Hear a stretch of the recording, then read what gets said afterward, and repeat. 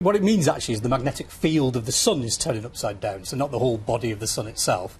I've got a little demo actually with me to try and explain this. So that's the sun? So this is, if you imagine this is the region around the sun, and if you've ever done these experiments at school with iron filings and a piece of paper and a magnet, so what's in there? Is it iron filings? Little magnetic particles floating about like a snow cube, right? And they're all random at the moment as I'm shaking them about. Right. And if I just hold that still and then drop the magnetic field in, what you should see is all those filings line up along the... So they gather at the north and the south, and you can see, hopefully you can see curved lines that are extending from the north to the south around the magnet there. But a magnet hasn't been dropped into the sun, obviously. So the sun is magnetic, so the sun has a magnetic field like that, and at a quiet point in its cycle, that's exactly how the magnetic field appears, and we can see that when we see a solar eclipse. When the moon goes in the way, we see the outer atmosphere of the sun with these magnetic field lines in it.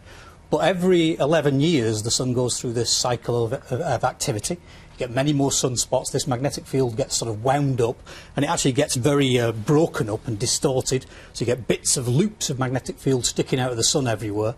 And gradually what happens is sort of south magnetic field effectively migrates towards the north, migrates towards the south, and it cancels it out and flips it all round. So you end up with the north and south flipped entirely the other way around. What impact is this going to have on us here on Earth? Well, what it does is it has, when all that's happening, all this energy from this magnetic field causes flares, coronal mass ejections where particles are shot out from the sun, and when they reach the Earth they can have beautiful effects like the one there. That's an aurora, the northern lights or the southern lights.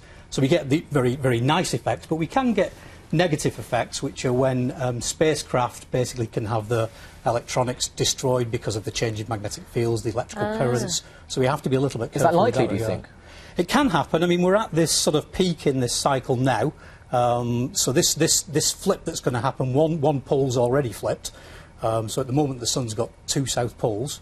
And the other one's about to flip. It's so difficult to imagine, though, isn't it? Two south poles, and also it can happen on Earth. Our poles can change. It does happen on Earth, not frequently. With the sun, it happens very regularly and very frequently. With the Earth, we know from looking at rocks that the magnetic field has been changing. Perhaps between about 100,000 years and 1 million years, it does swap round. So the north and south poles flip over, and we can see that recorded in the rocks.